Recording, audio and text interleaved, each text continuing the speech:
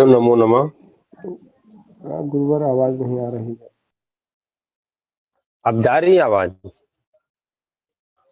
जी गुरु जी आ रही है। नमो नमः। आ रही है, अभी आ रही है। सर्वेभ्यो नमो नमः। राधे राधे। यथा योग्य प्रणामा आशीष। प्रणाम गुरुदेव, प्रणाम। प्रणाम प्रणाम। आप लोगों से किसी लोगों के द्वारा जिसको भी आता हो वो सरस्वती वंदना चालू कराए, उसके बाद हम लोग कक्षा की तरफ प्रवेश करते हैं। ओम गजाननं नमः, वेदपुरुषाय नमः, सरस्वत्यै नमः। शुक्लां ब्रह्म विचार सार परमां आद्यां जगद्व्यापिनीं वीणा पुस्तकधारणीं भयदां जाड्यान्धकारापहां हस्ते स्फटिकमालिकां विदधतीं पद्मासने संस्थितां वन्दे तां परमेश्वरी भगवतीं बुद्धिं प्रदां शारदां। ध्यानमूलं गुरुर्मूर्ति पूजामूलं गुरुपद मंत्रमूलं गुरुर्वाक्यं मोक्षमूलं गुरुकृपा। नमो नमः।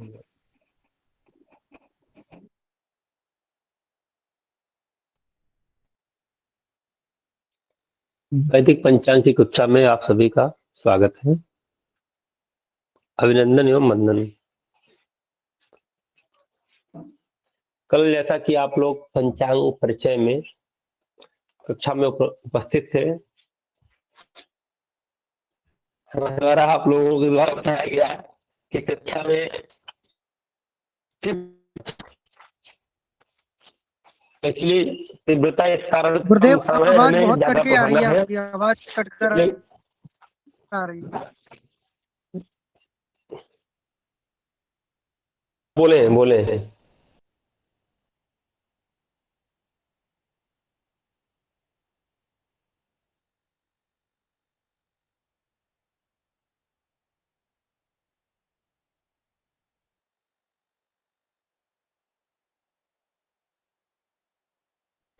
जी भगवान, कोई कुछ बोल रहा था, बोले।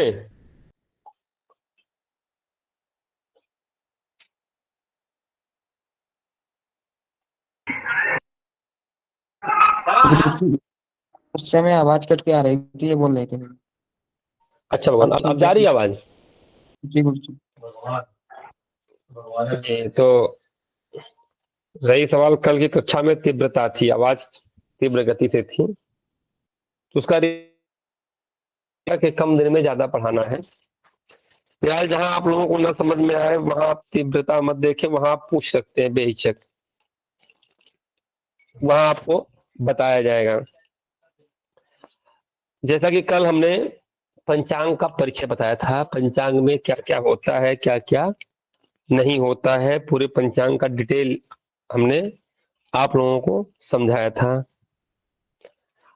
अब आज हम आपको पंचांग के बारे में और क्या क्या अध्ययन करना है, कैसे अध्ययन करना है, क्या क्या होता है पंचांग में, एक एक चीजों को विस्तार पूर्वक बता रहे हैं,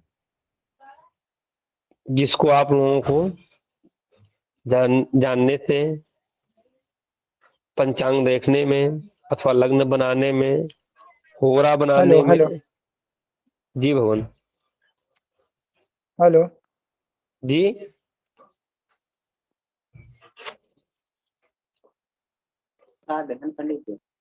ठीक है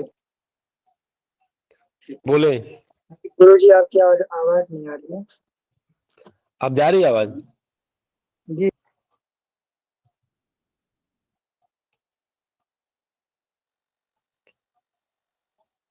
जी, आवाज में कोई प्रॉब्लम? अब जी गुरुदेव अभी आई है।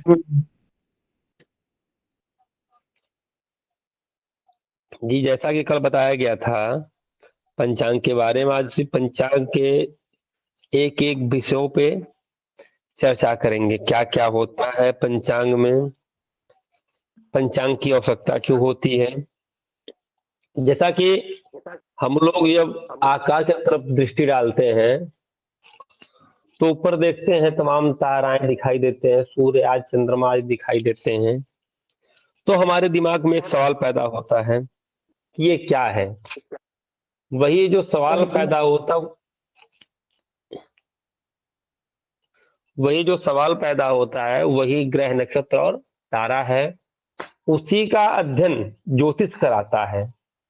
ज्योतिष एक विज्ञान है, जैसे आपकी भौतिक विज्ञान केमिस्ट्री होती है, रसायन विज्ञान आदि होता है, उसी प्रकार से ज्योतिष भी एक विज्ञान है जिसमें ग्रहों और नक्षत्रों के बारे में जाना जाता है। अब आप लोगों को हम विस्तार से एक एक चीज बताते हैं। सबसे पहले ज्योतिष में क्या क्या होते हैं। सबसे पहले चीज आप लोग जानिए, परमाणु होता है।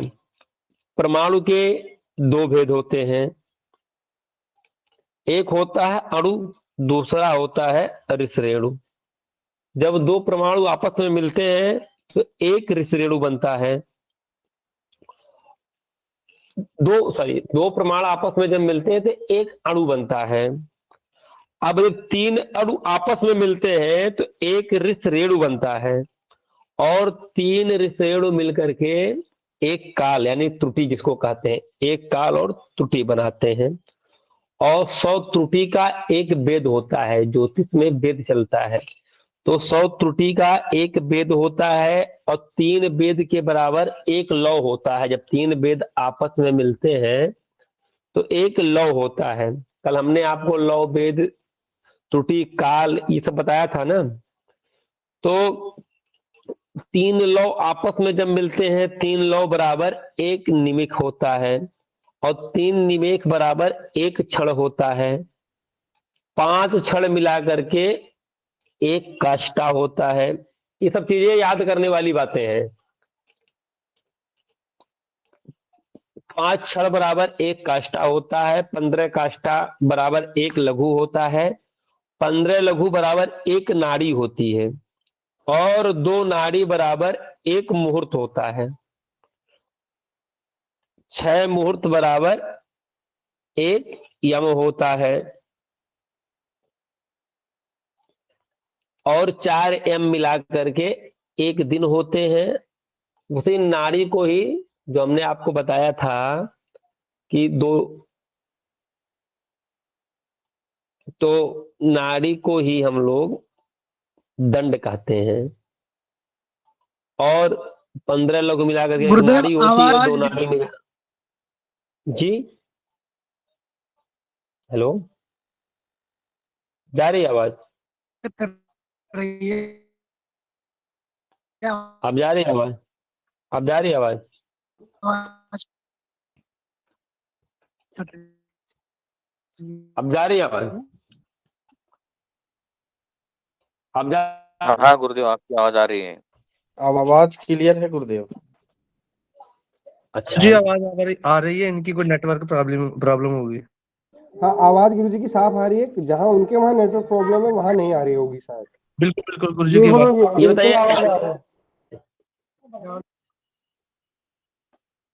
जहां आप लोगों को समझ में ना आएगा वहां बोलिएगा। तो 4 एम का एक दिन होता है, 6 मुहूर्त बराबर एक एम होता है, और 4 एम का एक दिन होता है। अगर कोई आपसे पूछे एक दिन में कितने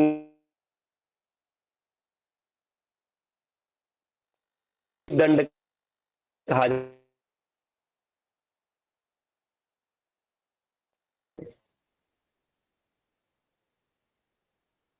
यानी दिन रात्रि मिला करके 8 प्रहर होते हैं। हम लोगों को 15 दिन का एक पक्ष होता है, एक शुक्ल पक्ष होता है, एक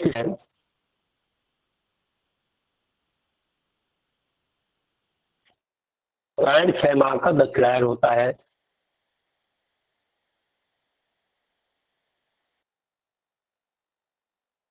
तो जी गुरु जी आवाज कट गई आपकी। ऋतु होती है। आप लोगों को पंचांग संबंधित आवाज क्लियर नहीं आ रही।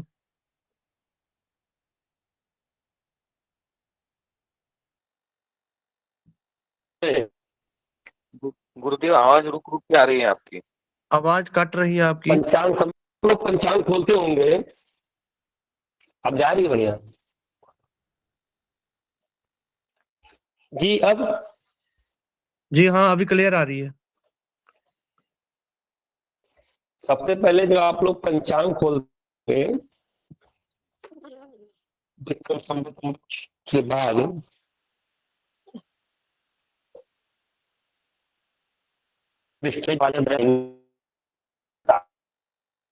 चार दो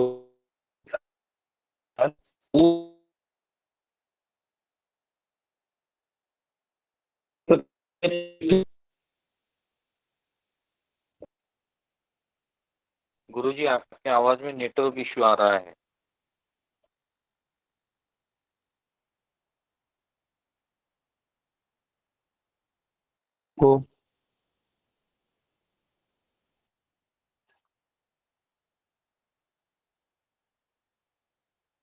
को नेटवर्क इशू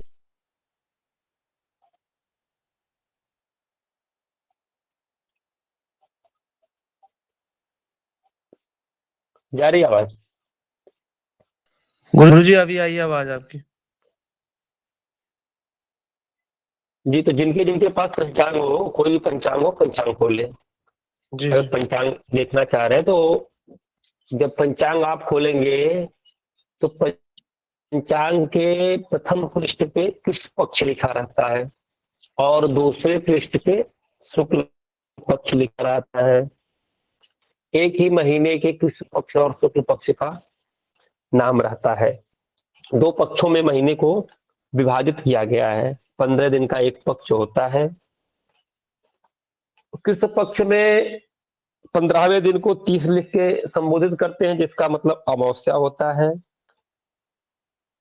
शुक्ल पक्ष में 15 लिख के संबोधित करते हैं, जिसका मतलब पूर्णिमा होता है। अब पहले जब आप पंचांग खोलेंगे तो पंचांग के प्रथम पृष्ठ पे ही आप पाएंगे दिन मान लिखा होता है।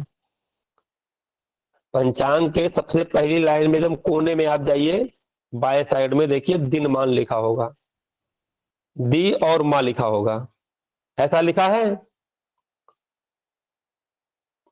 जिसका अर्थ होता है दिनमान। अच्छा, इसमें कितने लोगों को दिनमान का मतलब पता है? दिनमान मतलब क्या होता है?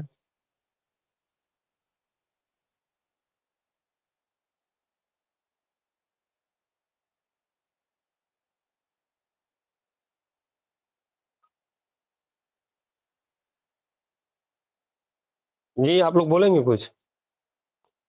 दिनमान किसी को पता है इसमें? जी गुरुदेव, दिन का मान नहीं कितना गुरुदेव, है पता नहीं। सूर्योदय से लेकर के सूर्यास्त तक? सूर्योदय से लेकर के सूर्यास्त तक। सूर्योदय से लेकर के सूर्यास्त तक के समय काल को दिनमान कहते हैं।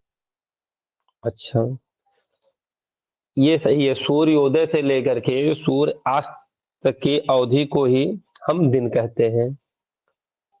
ठीक है। और उसके जो घटी पला में मान दिया रहता है उसको हम दिन मान कहते हैं। अर्थात सूर्योदय से लेकर के सूर्य अस्त तक की अवधि। अब सूर्योदय से सूर्य अस्त तक की अवधि को दिन कहते हैं, तथा उसके बाद की जो अवधि होती है सूर्य अस्त के बाद से लेकर के फिर सूर्योदय के पहले तक के समय जो होते हैं उसको हम रात्रि कहते हैं।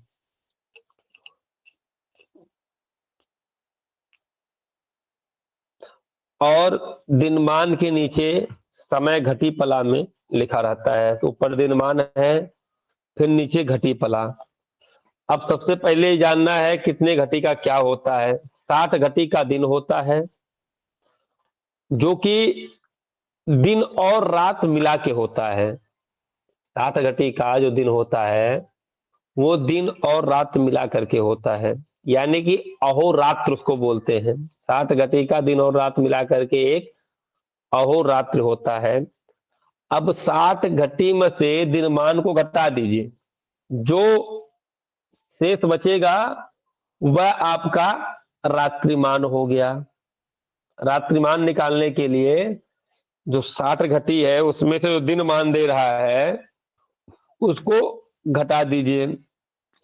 अब जैसे मान लीजिए किसी भी पक्ष का, चाहे चैत्र महीना हो चाहे बैसाख महीना हो, कोई भी तिथि हो, पंचमी अष्टमी सप्तमी, उसका दिनमान 33-38 दिया हुआ है, यानी 33 घंटा और 38 पला। अर्थात अब उसको हमको निकालना है कि उस दिन की रात्रिमान कितना होगा। तो सीधे 60 घटी 00 पला माइनस जो हमारा दिनमान है 33 घटी 38 पला। अब जो भी शेष आएगा उसी को हम रात्रिमान मान देंगे। दिनमान के बगल में 1 से 15 या 30 तक का जो अंक लिखे रहते हैं इन्हीं को हम तिथि कहते हैं। 15 मतलब पूर्णिमा और 30 अर्थात अमावसा। शुक्ल पक्ष के पूर्णिमा की तिथि के बगल में जो भी कुछ लिखा रहता, शनिवार, रविवार, मंगलवार, सोमवार, ये 7 होते हैं। सूर्यवार, चंद्रवार, भौमवार, बुधवार, गुरुवार, शुक्रवार, शनिवार, ये 7 जो होते हैं दिन होते हैं। वार के बगल की पंक्ति में तिथि का मान घटी तथा पला में दिया रहता है और उसके बगल में घटी तथा पला को घंटा मिनट में बदल करके लिखा रहता है। उसके बगल की पंक्ति में नक्षत्र लिखा रहता है, जो कि 27 नक्षत्र होते हैं, अश्विनी से लेकर के रेवती तक। अब सबसे पहले आप ये जाने कि ये नक्षत्रों का जो मान है उनका जो है टोटल क्या होता है। नक्षत्र जो होते हैं 27, इनके 4-4 चरण होते हैं। प्रत्येक नक्षत्र के 4 चरण होते हैं।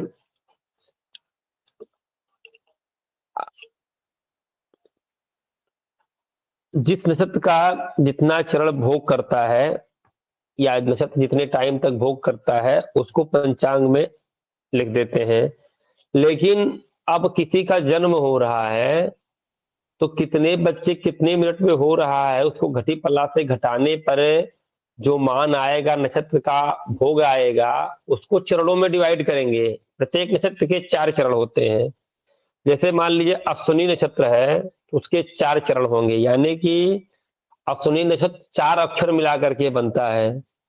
चू चे चो ला बराबर अश्विनी, ली लू ले लो बराबर भरणी, आ ई उ ए बराबर कृतिका, ओ वा वी वू बराबर रोहिणी, बेबो काकी मृगशिरा, कु गा अंगा छा आद्रा, केको हाई पुनर्वसु, हु हे होड़ा मुख्य। इसी प्रकार से आप पंचांग के जो होड़ा चक्र है जहां पर मिलापक लिखा हुआ है उसमें देखेंगे सारे नक्षत्र का नाम इस प्रकार से दिया हुआ है कि एक नक्षत्र के 4 चरण कौन कौन से अक्षर आते हैं। इन्हीं 4 चरणों के अक्षरों को डिवाइड किया गया है।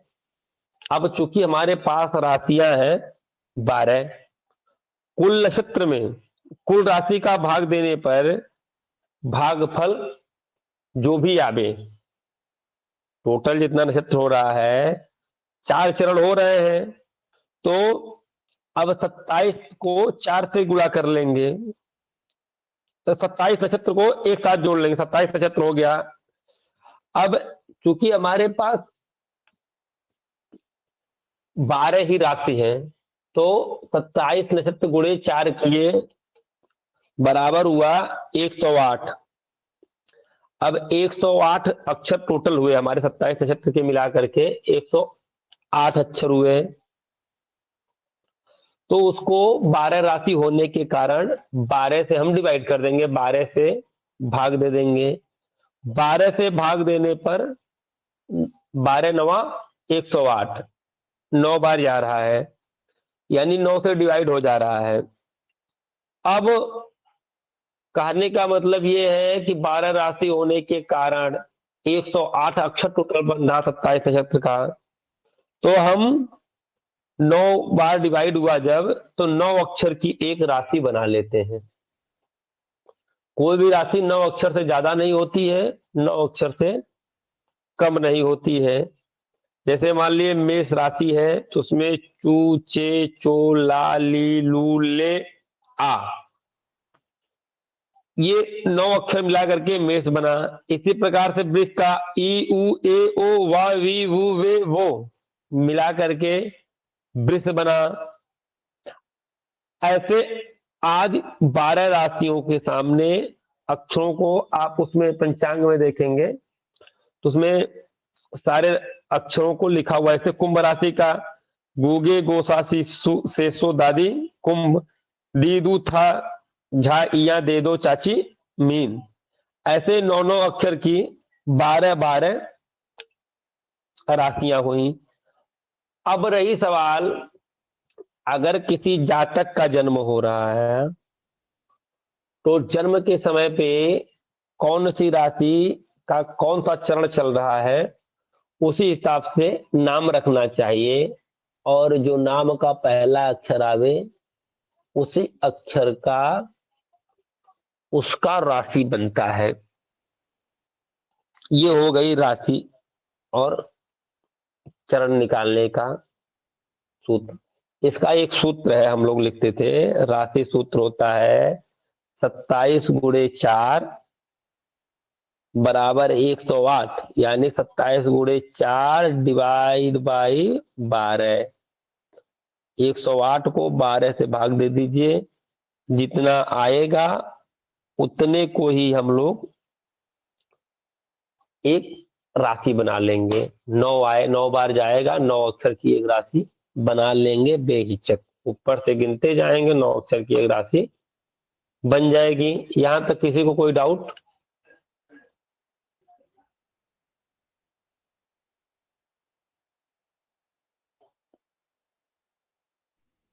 जी, किसी को कोई प्रॉब्लम? जी गुरुजी नहीं। बोले। नहीं नहीं, कोई प्रॉब्लम नहीं गुरुजी। नहीं, बहुत बढ़िया समझ में आया सबको? जी जी गुरुजी। धन्यवाद धन्यवाद। समझ आ रहा है। नहीं गुरुजी, कोई डाउट नहीं है, कोई डाउट नहीं है गुरुदेव। अच्छा, नहीं गुरुजी। अब हम आते हैं कि वो होरा शास्त्र कैसे मिलाते हैं विवाह।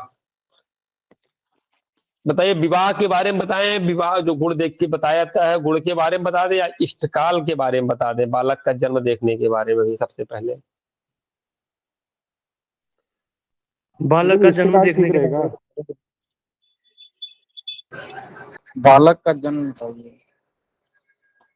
चलिए, मान लीजिए आपके पास कोई पंचांग है, ऋषिकेश पंचांग या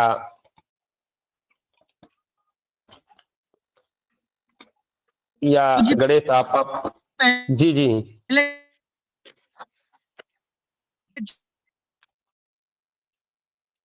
प्रियांशु जी महाराज, आपकी आवाज कट रही के है। बारे में बता दीजिए।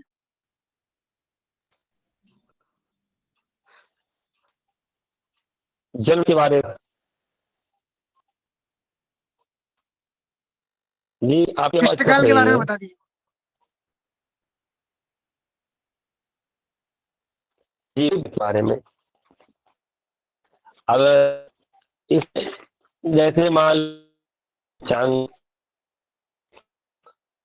या पास कोई काज पढ़ी अलग जन्म गुरुजी आवाज क्लियर नहीं आ रही है आपकी, कट कट के आ रही बताइए। अब जा रही भगवान आवाज? है। अभी आ रही है।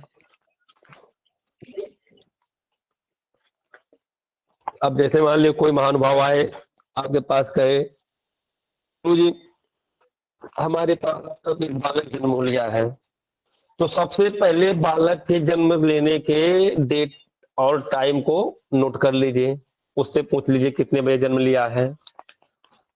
अब मूल का विचार कर लेवे कि मूल है कि नहीं। अश्विनी और रेवती, मूल, ज्येष्ठा, ये सब नक्षत्र का विचार कर लेना चाहिए। इसको सप्तैसा कहते हैं। अश्विनी, रेवती, मूल, ज्येष्ठा, मघा, इसको सप्तैसा कहते हैं। अगर इन नक्षत्र में बालक है तो उसमें जिसपे दोष हो माता पिता आदि का, शास्त्रों के अनुसार उनका दर्शन नहीं करना चाहिए। बालक को उन नक्षत्र की विधिवत पूजा करना चाहिए। सबसे पहला तो ये विचार करें मूल है या नहीं। जन्म में मूल का और मृत्यु में पंचक का विचार अवश्य करना चाहिए।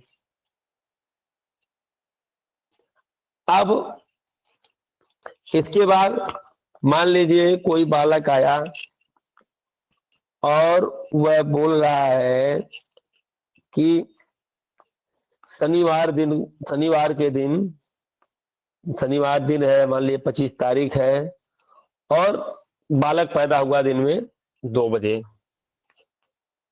तो सबसे पहले उसके टाइम को हम नोट करेंगे, पंचांग उठाएंगे। अब अक्टूबर के महीने या नवंबर के महीने, जिस महीने में बालक जन्म लिया, जाएंगे, वहां देखेंगे कि हिंदी महीना कौन चल रहा है। अगर गुरुजी, कार्तिक चल रहा है, अगर किसी जातक जी, गुरुजी, हेलो हाँ हाँ हाँ, गुरुदेव, बोले भगवान जी जी गुरुदेव, हेलो जी, बोले बोले। गुरुदेव, हम ये कह रहे हैं, अगर किसी जातक का जन्म दिन में होता है जी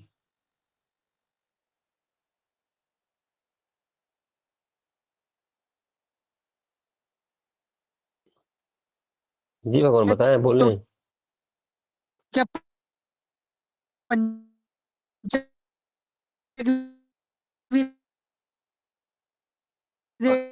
आवाज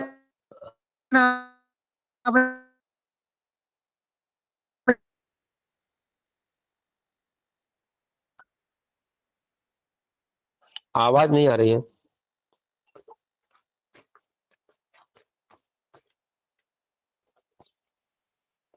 आवाज नहीं आ रही, आप क्या बोल रहे हैं?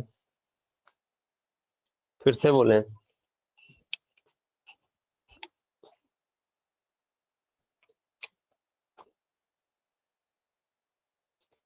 गुरुजी इसमें समय ज्यादा हो जाएगा ये फिर आप प्रश्न अपना फिर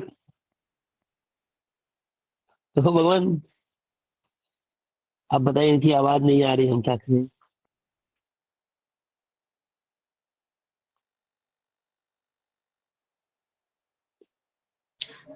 तो गुरुजी आगे बताओ जब तक इनकी आवाज क्लियर हो जाएगी गुरुजी। अब का जन्म हुआ तो उस डेट को और टाइम को नोट करते हैं, पंचांग को खोलते हैं। अब उस दिन के तिथि को देखते हैं, तिथि के बाद दिन देखते हैं। अब सबसे पहले हम विचार करेंगे कि उस दिन कौन सा नक्षत्र कितना भोग किया है।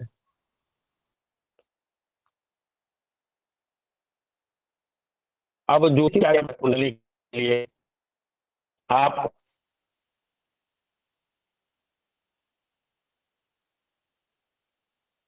भोग गुरुजी आवाज नहीं आ रही, कट रही है आवाज, कुछ आवाज नहीं आ रही है।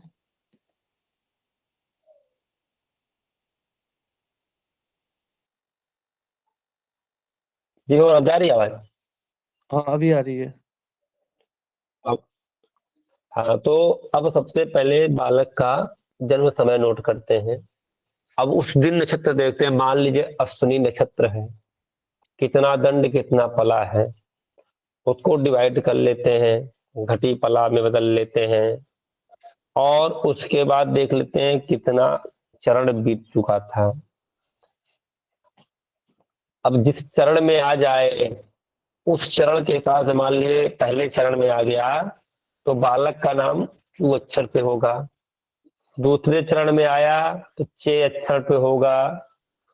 तीसरे चरण में आया तो चू चे चो ला, तो चो अक्षर से, और चौथे चरण में आया तो ला अक्षर से नाम होगा।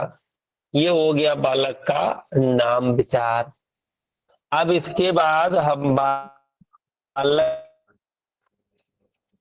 गुरुजी की आवाज कट रही है। राशि पे है। गुरु और कैसे नक्षत्र को डिवाइड किया और उसके भाग किए, थोड़ा सा बता दीजिए गुरुदेव बस। का कोई डेट ले लो, उस डेट से हमें पंचांग हमारे पास है, डेट ले लो, फिर हम देख लेंगे।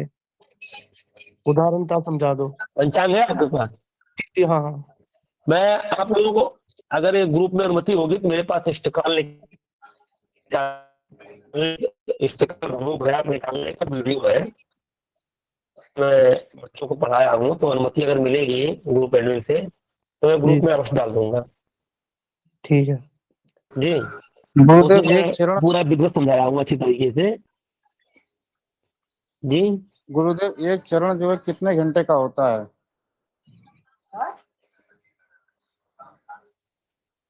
भगवान चरण जैसे कितने समय तक नक्षत्र भोग कर रहा है, ठीक ये है। जैसे एक चरण, एक नक्षत्र में 4 चरण होते हैं ना गुरुदेव?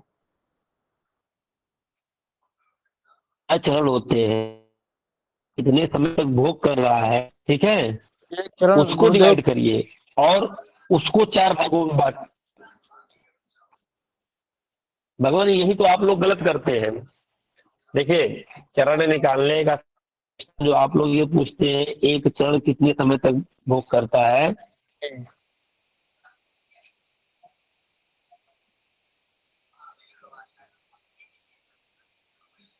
प्रतिष्ठित है, ये बुक कर रहा है किसी पर है। और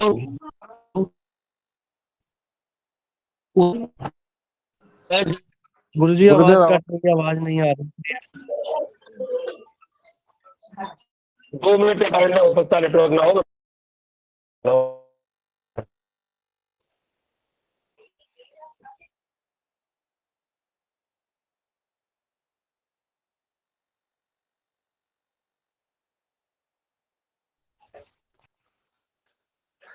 अब जा रही है आवाज? जी गुरुजी आ रही है, आवाज जा रही है।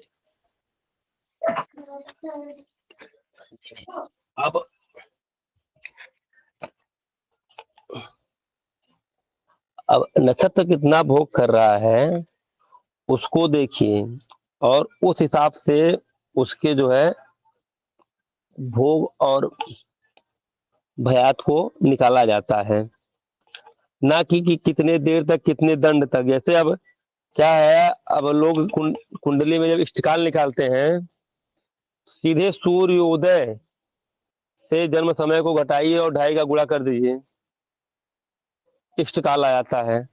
लेकिन जब आपको इष्टकाल के बारे में समझाते हैं गुरु जी लोग तो ऐसा समझा देंगे कि हम निकाल नहीं पाएंगे। मैं अगर वीडियो डालूंगा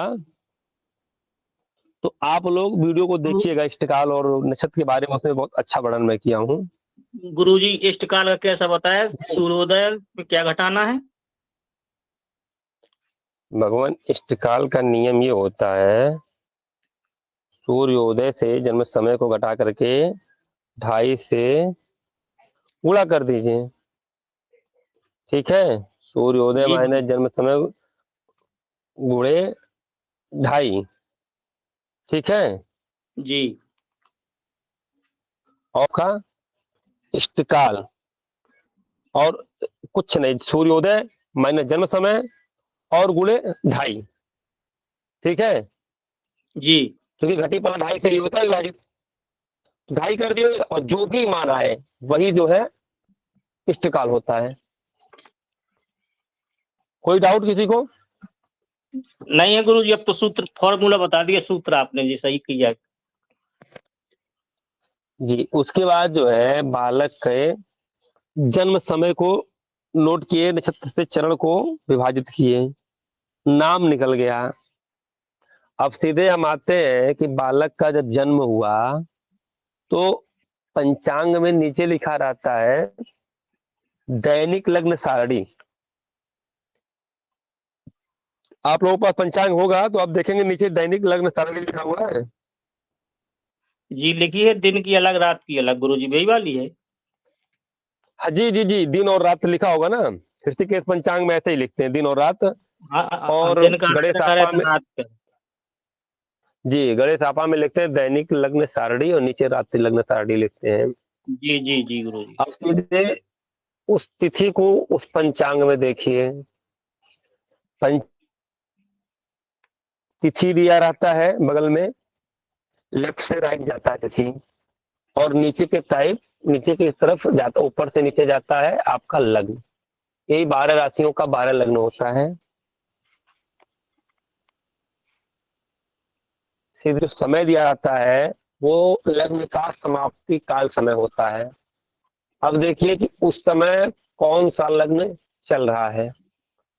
मान लीजिए मेष लग्न चल रहा है, या वृष लग्न चल रहा है, या मिथुन लग्न चल रहा है। जो भी लग्न चल रहा है उसको सबसे पहले एक चक्र बना लीजिए 12 खाने का। ठीक है। जी गुरु अब जी। 12 खाने में चक्र बना लीजिए, जैसे पंचांग में बना होता है। सबसे ऊपर वाला जो खाना है उस पे जो लग्न चल रहा है, मान लीजिए कुंभ लग्न चल रहा है, तो वही सीधे 11 लिख दीजिए। और कुछ नहीं करना है, केवल आपको 11 लिख देना है। ठीक है भगवान। जी गुरु जी। अब वहां सीधे 11 लिख दीजिए। अब 11 लिख दीजिए। ये हो गया बालक का लग्न, वो 11 लग्न हो गया, यानी कि कुंभ लग्न का बालक हो गया। अब आते हैं कि आगे के ग्रहों को कैसे लिखना है। भाई लग्न तो मिल गया, पंचांग में था, आगे के ग्रहों को क्या लिखना है। अब इसमें अब क्या करते हैं, फिर देखिएगा उसमें दिया रहता है दैनिक स्पष्ट भौमादिग्रह। गुरु जी को राम ठीक राम। है। बीच में रोकने के लिए क्षमा चाहता जी हूँ। राम राम भगवान बताएं। अगर आप एक वीडियो ऐसे ही बना के डालेंगे तो अच्छा रहेगा, ऐसे ही समझ में नहीं आएगा किसी को। जी नहीं गुरु जी, ऐसे वीडियो के में लिए भी आ तो रहा है, ऐसे में अगर क्लियर होता जा रहा। जी जैसा आप बता रहे हैं ये भी बहुत अच्छा है। ऐसे में क्या है, कोई जैसे समझ, अगर आप नहीं समझ पा रहे हैं तो जैसे आप आपसे पूछ समझ रहे सकते हैं, हैं। आप वीडियो समझ में डिस्कस नहीं हो सकता। जी नहीं जी, आप समझ रहे हैं इष्टकाल क्या होता है, भयात भयात ये सब आप समझ रहे हैं ना। ये कोई जी नए लोग आए हैं तो उनको नहीं समझ में आएगा इष्टकाल क्या होता है। ठीक है। जी जी गुरु नहीं जी। नहीं, तो अगर अभी तो विस्तार आप से बताया लोग जाएगा वीडियो में तो उनको समझ में आएगा। भगवान, अभी तो आप लग्न निकालना और होरा बनाना सीखिए, चक्र बनाना सीखिए। लग्न चक्र हो, इष्टकाल का तो वीडियो मेरे पास पड़ा हुआ, उसको मैं डाल दूंगा। नहीं इष्टकाल इसी यही भगो कह रहा हूँ, भयात। यही कह रहा हूँ, मतलब भाई भूत भयात छोड़िए आप। जैसे अभी इष्टकाल निकालना है तो इष्टकाल क्या होता है, इष्टकाल के क्या नियम है वगैरह वगैरह, आप जो है अगर एक बोर्ड पे लिख के अच्छे से वीडियो डाल देंगे तो बहुत अच्छे से समझ में आएगा। जी जी। अच्छा, और इष्टकाल क्या होता ऐसे है इसको आप ऐसे ऐसे ऐसे आईडियो पर बताने से समझ में नहीं आएगा। 10% भी समझ में नहीं आएगा। जी सही कह रहे जी हो, ये बोर्ड पे जल्दी समझ में आ जाएगा। जी जी। अगर अगर वैदिक ब्राह्मण वीडियो आप डालते हैं विस्तार वैदिक से इसका ब्राह्मण ग्रुप वर्णन से करते हैं तो अनुमति मिलेगी। जी जी भगवान, अगर अनुमति मिलेगी तो अवश्य डाला जाएगा। तो रही सवाल इष्टकाल के बारे में, इष्टकाल ये होता है, इष्ट मतलब होता है मेन, प्रधान। सूर्य ही, बहुत बार पंडित जी लोग पूछते हैं कि सूर्य से ही कहा इष्टकाल निकाला जाता है और किसी ग्रह से नहीं। ग्रहों का राजा सूर्य ही है, इसीलिए इष्टकाल सूर्य का क्या काल था, सूर्य से जन्म समय में कितना समय व्यतीत हुआ, उसी को इष्टकाल कहते हैं। ठीक तो है। आप उसमें फलित पढ़ा रहे हैं या गणित पढ़ा रहे हैं? भगवान मैं पंचांग पढ़ा रहा हूँ, मैं तो केवल लग्न बनाना बता रहा था कि जैसे कोई आपके पास पंचांग देखने वाले आप हैं, कोई आपके पास आया तो आप हाँ उसको लिख के देंगे किस हाँ। बालक को, ये तो इष्टकाल की बात आ गई तो मैं बोल दिया। अच्छा ठीक है। अच्छा। मैं तो केवल जो आप गांव में पुरोहित लोग पंचांग देख करके नोट करके देते हैं 27 साल हाँ में हाँ। बालक नहीं है, बालक शुभ लग्न में है, मैं वही आपको बता रहा हूँ। नहीं उसमें वो जो मैं है आपको क्या हुआ, मतलब फलित सीखने के लिए ऐसा कुछ लिखा था उसमें, वही हमने सवाल किया और कुछ नहीं। मैं इसमें इस इसमें मैं आपको ऐसा कुछ नहीं बता रहा हूँ, मैं बस केवल पुरोहिती कर्म वालों के लिए पंचांग का नॉलेज बता रहा हूँ, पंचांग से क्या क्या होता है। जी जी। तो इसमें क्या होता है। गुरुदेव आप जो अब बता रहे थे आगे चलते तो रहिए, अभी बीच में खाली ये व्यवधान आ गया। कोई बात नहीं। अरे तो महाराज जी क्षमा अब क्या चाहता हूँ, कर, व्यवधान के लिए क्षमा चाहता हूँ। अब क्या करते हैं, लग्न को देख करके सीधे ऊपर के खाना में लग्न का अंक लिख देते हैं। मान लीजिए 11 कुंभ लग्न का जन्म है, वहां 11 लिख देंगे। अब उसके बाद क्रम से लिखते चले जाएंगे, 11 11 12 लिखेंगे, फिर 1 2 3 4 5 6 7 8 9 10 तक लिख देंगे। 12 खाने भर गए। अब इसमें ग्रहों को कैसे बैठाना है, इसके लिए पंचांग में जहां तिथि वार नक्षत्र दिया रहता है, उसी के जस्ट नीचे देते हैं दैनिक स्पष्ट भौमादि ग्रह। अब उसमें से उसी तिथि को उठाते हैं जिस तिथि में बालक का जन्म हुआ है, वो तिथि को देख लेते हैं। उस तिथि के आगे दिन लिखा रहता है, दिन और तिथि मिला लेते हैं। तिथि और वार अगर सही है तो उसी से आगे बढ़ते हैं। ऊपर सारे ग्रहों का नाम लिखा रहता है कि सूर्य, मंगल, बुध, गुरु, शुक्र, शनि, राहु, केतु आदि का नाम पंचांग में, सभी पंचांग में लिखे रहते हैं। अब उसके बाद मान लीजिए हमने सूर्य को देखा। अब सूर्य के आगे सबसे पहली पंक्ति जो होती है, 4 पंक्तियों का नाम लिखा रहता है, जिसमें होता है राशि, अंश, कला और विकला। पहले नीचे तिथि लिखा रहेगा, फिर वार लिखा रहेगा। तो उसके बाद ऊपर ग्रहों का नाम लिखा रहेगा कि सूर्य, मंगल, बुध, शुक्र, शनि, राहु आदि। अब हमने मान लीजिए तिथि मंगलवार लिया, दिन मंगलवार लिया, तिथि पंचमी लिया या 1 लिया, तो सबसे पहले उसमें देखेंगे पहला ग्रह मंगल अगर आ रहा है, मंगल के नीचे क्या लिखा हुआ, सबसे पहले जो 6 7 8 9 10 ऐसे लिखा रहता है उसको बोलते हैं राशि। राशि के बाद जो लिखा रहता है उसको बोलते हैं अंश। उसके बाद कला होता है, फिर विकला होता है। अब मान लीजिए मंगल के आगे 6 लिखा हुआ है, यानी कि मंगल 6 राशि भोग चुका है। मंगल जो है 6वीं राशि, मतलब मेष, वृष, मिथुन, कर्क, सिंह, कन्या, कन्या को भोग चुका उस दिन, यानी कि ये मंगल 7 में चला जाएगा। 7 नंबर में सीधे मंगल लिख दीजिए। फिर आगे जो ग्रह आए वो जिस खाना में आए उसी से सीधे 1 बढ़ा करके आप लिखते चले जाइए। इस प्रकार से 12 खाना में ग्रहों को स्पष्ट रूप से आप भर देंगे। और उसके बाद इस जो चक्र बनाए हैं, चक्र के ऊपर बालक का नाम, नक्षत्र, पिता का नाम आदि को सुक्षक और संबत, तिथि, मास को लिख करके एक टिप्पणी तैयार हो गई, जो आप बालक के पिताजी को दे देंगे, जो उनके लिए एक कुंडली का काम करेगा। इसी के आधार पे ये पुरोहित जी द्वारा दिया जाता है। इसी के आधार पे आगे चल करके बालक की कुंडली बनाई जाती है। ये हो गया पंचांग से। जी गुरुजी क्षमा चाहते हैं, ये मूल नक्षत्र में गुरुजी कौन नक्षत्र में कितने दिन के बाद पूजन होता है, ये पूछते हैं, ये हमें जानकारी है। कोई भी नक्षत्र हो, जिस नक्षत्र, किसी जातक का जन्म किसी मूल नक्षत्र में, जैसे मूल नक्षत्रों में जन्म हुआ तो किस नक्षत्र, मूल नक्षत्र का कितने दिन में पूजन होगा? देखिए प्रत्येक नक्षत्र हर एक महीने में 27 नक्षत्र होते हैं, हर एक महीने में वही नक्षत्र आते रहते हैं। जिस नक्षत्र में बालक का जन्म होगा उसी नक्षत्र का पूजन होगा, उसी नक्षत्र में पूजन होगा। मान लीजिए अगर अश्विनी में जन्म हुआ है तो अश्विनी में ही फिर मूल का पूजन होगा, या मघा में हुआ है तो मघा में ही होगा, मूल में हुआ है तो मूल, ज्येष्ठा में हुआ है तो ज्येष्ठा में ही होगा। जब वह नक्षत्र आएगा तभी वो पूजन होगा। जी ठीक है जी। हाँ, शास्त्र का मानना है कि 27 का पूजा 27 वर्ष तक कराना चाहिए, पंडित लोग बताते हैं, लेकिन मेरा मानना है, मैं जो अपना अनुभव बताया हूँ, 7 वर्ष 17 वर्ष। अगर 27 महीना में नहीं हो पाया 7 वर्ष में करवा दीजिए, तब भी नहीं हो पाया 17 वर्ष में करवा दिए। तब भी नहीं हो पाया, तो फिर मूल की पूजा कराने कोई फायदा नहीं है, क्योंकि मूल का घटना जो भी घटना 17 वर्ष तक घट जाता है। वैसे तत्काल में ही करवा देना चाहिए। जी और गुरु कोई जी। प्रश्न इसमें किसी का? यहाँ तक आप लोगों को समझ में आया? जी यहाँ तक तो आ गया गुरु जी। ऐसे हमारे यहाँ और भी कुछ ब्राह्मण लोग हैं, तो वो कह रहे थे कि इसके 11 दिन का पूजन होगा, इसका 23 का होगा, इसका 15 का होगा।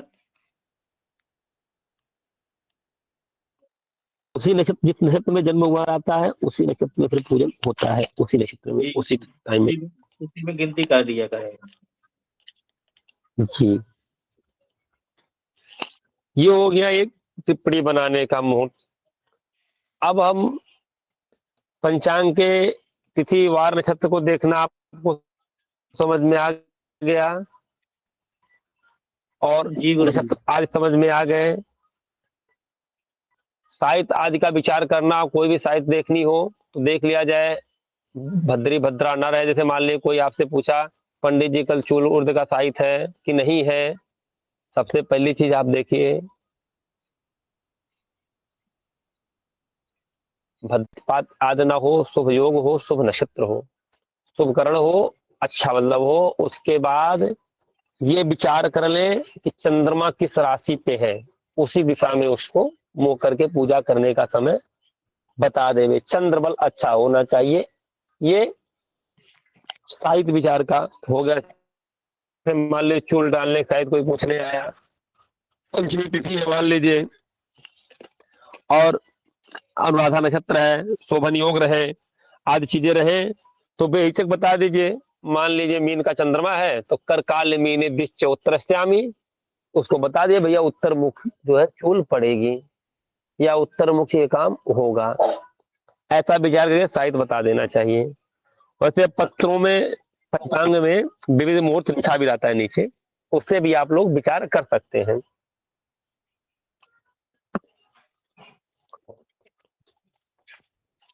और कोई दिक्कत? विवाह आदि का लग्न भी ऐसे निकाला जाता है, विवाह लग्न में देखा जाए जिसमें कुछ नक्षत्रों का त्याग दिया गया है। ये मूर्त चिंतामणि मेरा ज्योतिष सार में नक्षत्रों का नाम है।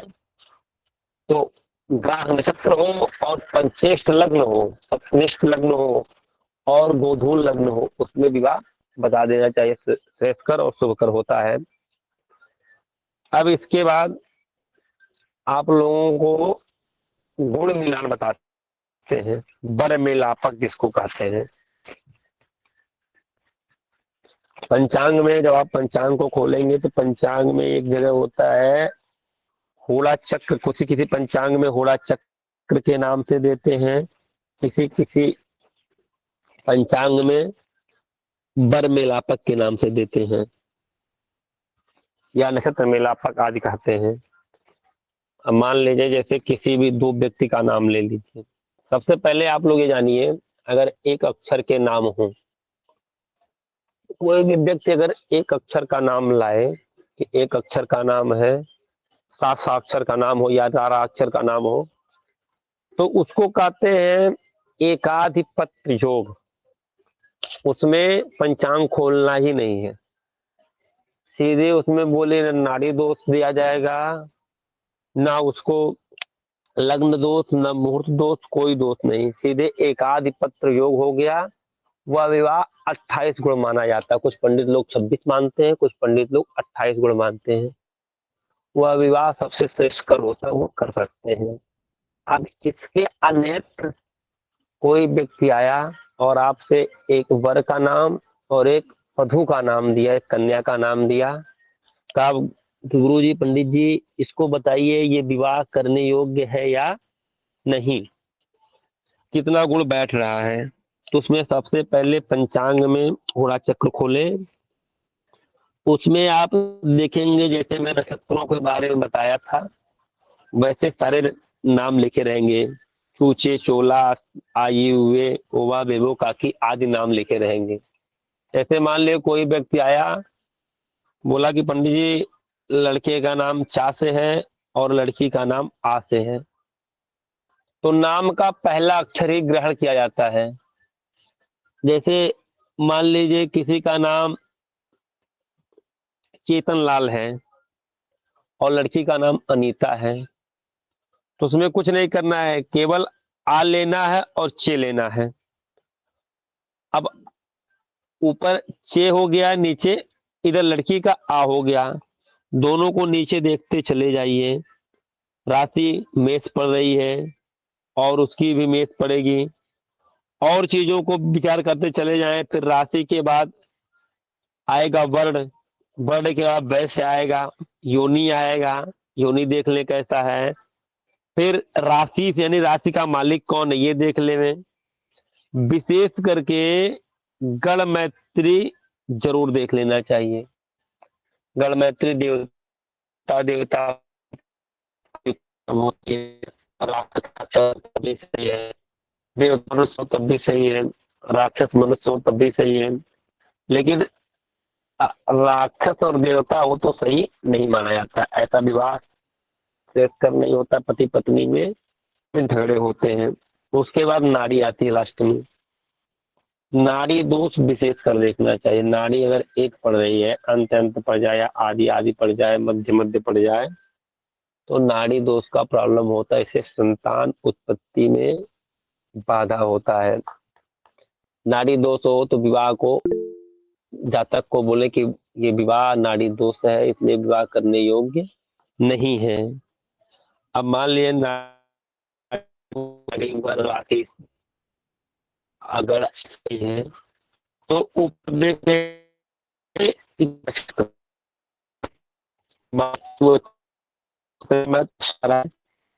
इधर आ अक्षर से नाम था, तो 4 चरण हमने बताया था। आ से रहेगा तो पहले चरण में आएगा, ई से रहेगा दूसरे चरण में, ऊ से रहेगा तीसरे, ए से रहेगा चौथे।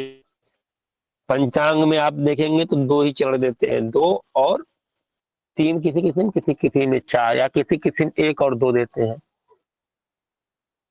यहाँ पर 2 देते हैं, एक में 2 चरण। ऊपर के 2 अक्षर का नाम प्रथम चरण में देखा जाता है, नीचे के 2 अक्षर का नाम द्वितीय चरण में देखा जाता है। जहां गुण मिलाते हैं वहां आप लोग देखिएगा कि अश्विनी 1 दिया रहता है, या चित्रा 2, चित्रा 4, ऐसा दिया रहता है ना। उसका मतलब यही हुआ, ऊपर वाले जो 1 है उसमें 1 से लेके 2 तक देखा जाएगा, नीचे वाला जो चित्रा है उसमें 3 और 4, मतलब तीसरा चौथा अक्षर देखा जाएगा। तब उसके बाद कन्या वाले अश्विनी को ले जाकर के वर वाले कृतिका से मिलावे। वहां जो भी गुण आए, मान लीजिए अश्विनी को कृतिका से मिलाने पे जो भी गुण आए 24, 28, 28.5, अगर 28 लेकर के 2 पाई पार दे रहा है तो 28.5 है। वही गुण बता देना चाहिए कि इतना गुण बैठ रहा है, ये विवाह मिलाने का नियम है। यहाँ तक किसी कोई दिक्कत? कम से कम कितना गुण होना चाहिए गुरुदेव? देखिए 16 गुण वाला विवाह होता है, लेकिन अगर गुण परिहार के साथ योनि आदि का परिहार करने पे 16 से लेकर के 23 बन जावे। जैसे राशि का मालिक 1 हो, राशि से 1 हो, उससे कुछ गुण जोड़ा जा सके, गण मैत्री से कुछ गुण जोड़ा जा सके, तब तो 16 वाला हो सकता है। और नहीं तो 18 के नीचे विवाह नहीं करना चाहिए। कम से कम 18 गुण होना ही चाहिए। 18 से नीचे का गुण विवाह नहीं करने हुए है। इसलिए 18.5 गुण, 18 गुण या 19 गुण, मैं तो कहता हूँ 19 गुण की विवाह नहीं करना चाहिए। 19 गुण का विवाह 19 गुण अगर मिल रहे हो तो भी विवाह नहीं करना चाहिए। ये मेरा मानना है, क्योंकि हमने जितना विवाह देखा, मेरी उम्र तो बहुत ज्यादा नहीं है, मेरी उम्र 27 साल है, लेकिन मैं 7 वर्ष की उम्र से ये पुरोहिती कर्म में आया हूँ। तो 19 गुण वालों को मैं जितना देखा, मैं अनुसंधान का काम बहुत ज्यादा करता हूँ। जब मैं जाता हूँ किसी को पहचान देखता हूँ, उनकी कुंडली बहुत देखता हूँ और उनका जो है पंचांग लेकर के नाम से बैठाता हूँ। तो मैं 19 वालों को जितना देखा, 19 गुण वालों को, वो अभी तक 90% जितना हमको मिले, 90% सब परेशान ही मिले। ठीक है, जी। दो चार का हम कसम नहीं खा सकते, लेकिन हमको 90% हमारी जानकारी में 19 वाले परेशान ही मिले। क्या इसलिए गुरुदेव? 19 वाले में शायद जी शायद जी जी व्यापारी भी 19 में लेन देन नहीं करते। जी। अच्छा गुरुदेव, जैसे कि हम राशि के जो नाम मिलाते हैं, जो नाम विचारते हैं, इसमें राशि राशि का नाम होना चाहिए या राशि पुकार का भी नाम हो जाता है? नहीं नहीं, अगर एक का राशि देख रहे हैं तो दोनों का राशि होना चाहिए। अगर पुकार देख रहे हैं, दोनों का पुकार देखना चाहिए। देखिए, विवाह जो है जीवन मरण का खेल है, गुड्डी गुड्डा वाला खेल नहीं है कि ऐसे नहीं बैठ रहा वैसे बैठा लो, जी नाम बदल दो। जी ऐसा जी नहीं करना चाहिए। अरे विवाह यहाँ नहीं वहां तय होगा, जी ठीक है, आज नहीं कल तय होगा, लेकिन एक बार गलत करके जिंदगी भर झेलने वाला काम क्यों किया जाए। जी ये तो कोई पूजा तो है नहीं कि हम किसी को धोखा दे रहे हैं, ये तो साइंस है ना।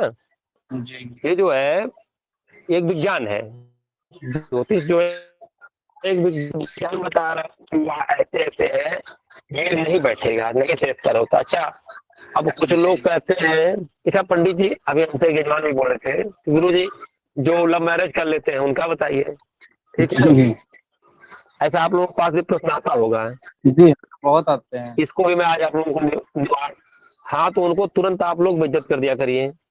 उनको बताइए जो हमारा हिंदू धर्म और शास्त्र बना हुआ है, जो साइंस हमारा पंचांग बना हुआ है, वो इंसान के लिए बना हुआ, राक्षसों के लिए नहीं।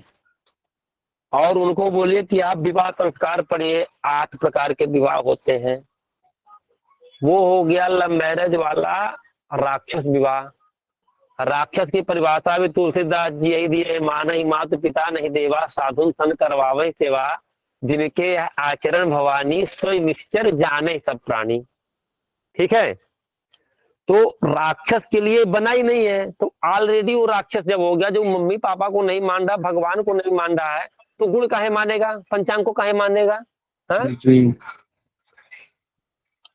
तो उसको तो ग्रह है, वो कर सकता है। राक्षसी विवाह तो ऐसे ही होता है, उसको गुण देख के करेगा तो उसको नहीं फलित होगा। अगर राक्षसी विवाह गुण देख के किया जाए तब नहीं फलित होगा, तो राक्षसी विवाह कर रहा है इसलिए उसको फलित हो रहा है। और कोई डाउट किसी को? नहीं गुरुदेव। हाँ, ये 8 विवाह में भी है राक्षस विवाह। और हम लोग जो करते हैं वो ब्रह्म विवाह होता है, और ब्रह्म विवाह में वो वर विष्णु स्वरूप वर का लक्ष्मी स्वरूप कन्या के साथ मंत्रोच्चार द्वारा पूजा करके विवाह कराया जाता है।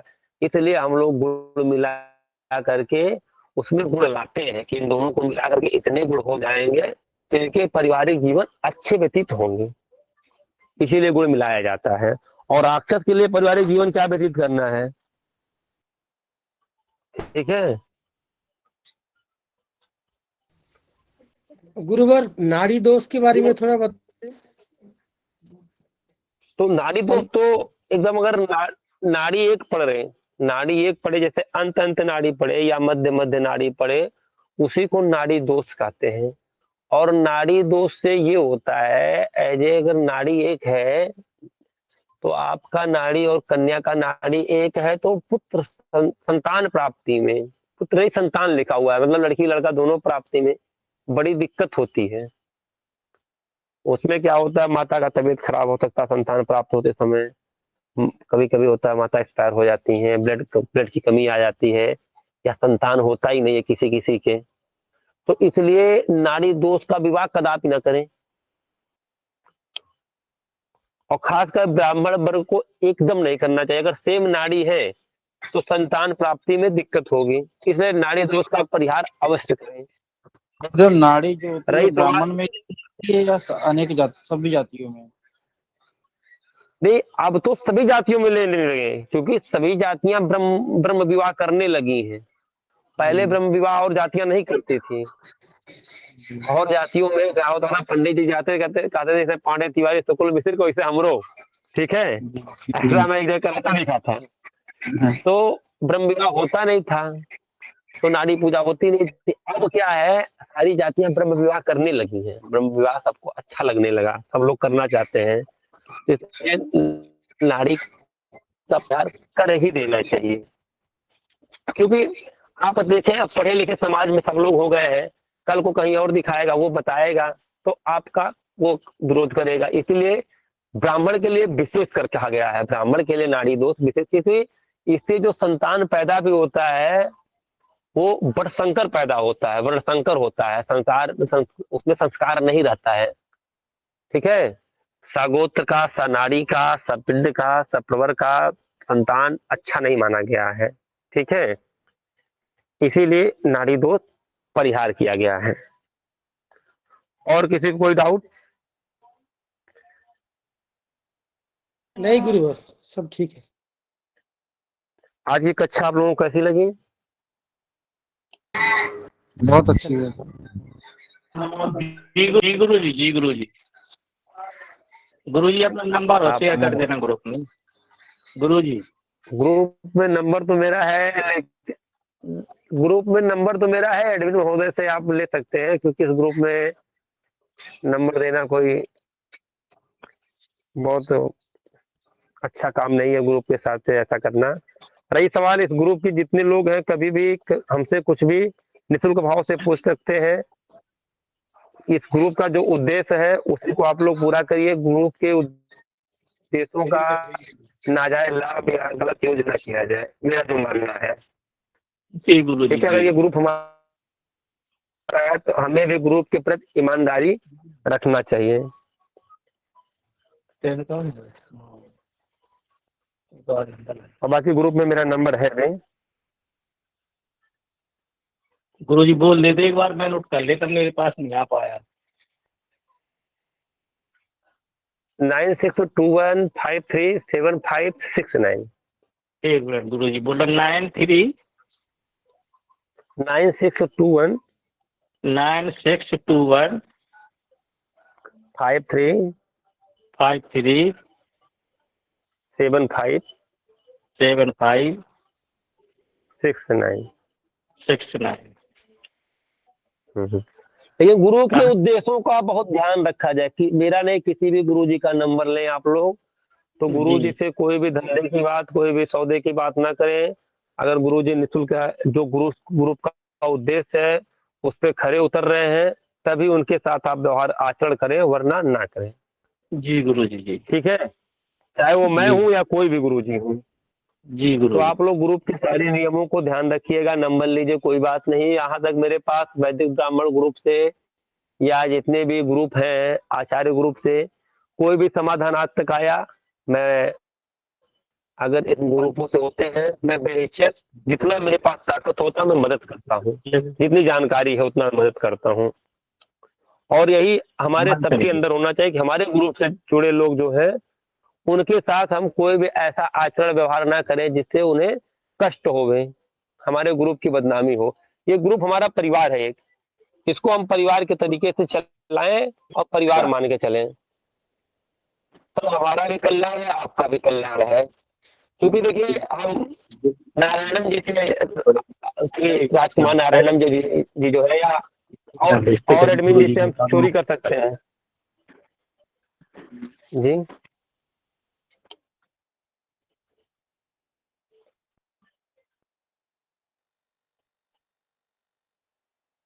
तो हम लोग चोरी कर सकते हैं, भगवान से चोरी नहीं कर सकते। चलिए शांति पाठ को करवाइए, सर्वे नमो नमः, और क्लास कक्षा को एक साथ विराम देते हैं।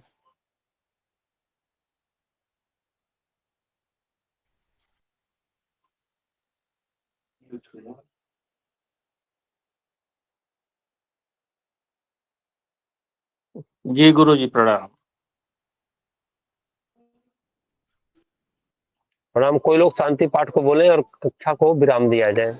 हरि ओम द्यौः शांतिरंतरिक्षगुं शांति पृथ्वी शांतिरापः शांतिरोषधयः शांति वनस्पतयः शांतिर्विश्वे देवाः शांति ब्रह्मा शांति सर्वगुं शांति शांतिरेव शांति सामा शांतिरेधिः यतो यतो समीहसे ततो नो अभयं कुरु संनः कुरु प्रजाभ्यो भयं नः पशुभ्यः सुशांतिर्भवतु। शांति शांति शांति भगवान। अच्छा बोल रहे हैं नाम आया जी की ये बोल रहे